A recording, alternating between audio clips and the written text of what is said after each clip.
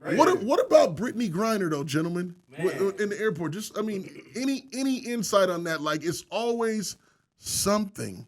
Yeah. Things that make you go, Yeah. So what I was hearing earlier about it was you know that they for the WNBA they fly like commercial, like what's the flights that you fly? Everybody flies. What are those commercials? Commercial flights. So they were like all the teams since they was like WNBA flies commercial. Flies commercial. You know that for a fact.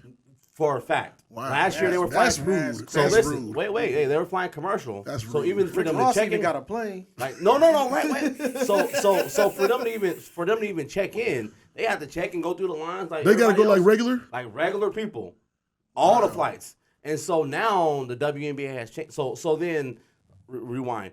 New York, I guess their team got whoever was on their team has a lot of money. So New York was booking like private jet flights for their team to get around. Right. And they got fined.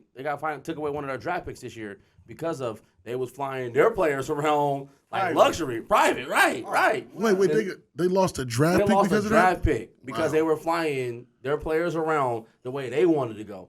And so then I guess WNBA has came out with a rule this year that if they have overnight games that are in different or the next another game in another city the next night that they can fly privately.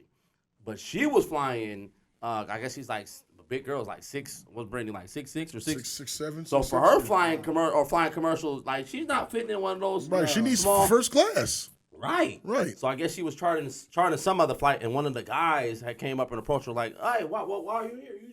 You can't be here." So that's the kind of little scuffle that they were going back and forth of, thinking that she only could fly commercial like everyone else is flying commercial. So that's what the whole scuffle was about. Man. Yeah, that's what the whole WNBA is. Like they fly. That's honestly why I wish Kobe Bryant was still alive, because I believe he was pushing for the direction that he was going. He was going to take over and be the commissioner of the WNBA. I can see that. Wow. Which they would have had. Which they would have had more. That's I don't think that's right. It's a professional women's team. They deserve to fly private just like the NBA. Yeah. Now, I don't know what the funding looks like, so I can't speak to that point. Right. But if that organization, like you said in New York, wants to fly their team private, why can't they do that? They got fined for it. They got fined and lost a draft pick because that's why when people trip about equality as far as that goes, unless it's a money thing, then I get it. Yeah. But let's raise some money so these women can fly private. Then they should have some standards. Yeah, like it's like what are we talking about? Right. Because I mean, I've heard the same thing about the bubble in the women's workout facilities where like their food.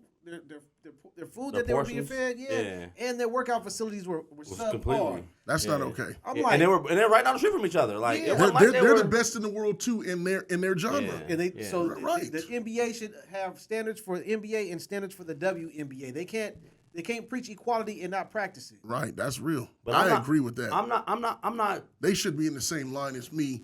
Trying to get in a commercial flight, you got to go through. No, all they that. really are. I'm not 100% sold on. Because if I'm first class, I'm not going through that line. I got a secret way that I'm going in. Yeah. They're not all flying first class, so obviously somebody's sitting in a commercial seat in a regular standard seat. Peanuts and orange juices like the rest of us. Like, seriously, that's crazy. That's crazy. I don't know what their salaries is, but I'm pretty sure. Like I think it's only like $250,000 that they're only making. The stars like the Brittany Griners, like the Maya Moore's, like the and I think you got to be in the league 10 years to make that $250,000. Like Sue Bird, I think she's only. I don't even know if Lauren Jackson right now. Not Lauren Jackson, or what's the girl that was just at Breanna Stewart. I don't know if she's making $250,000. Wow. That's why they go overseas and go play in these different leagues and rushes, and they play overseas because overseas is getting paid more. That's why they're doing it.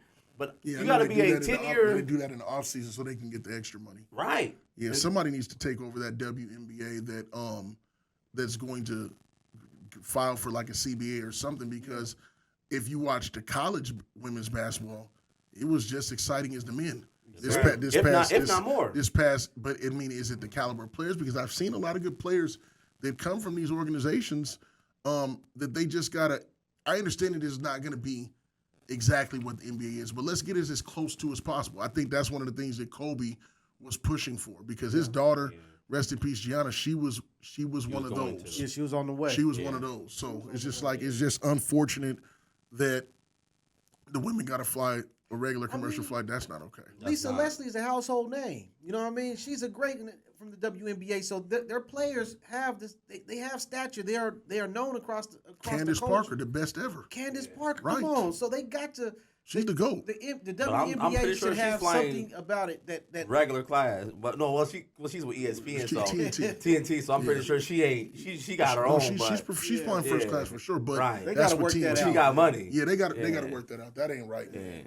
That ain't right at all. Not at all. Well, let me ask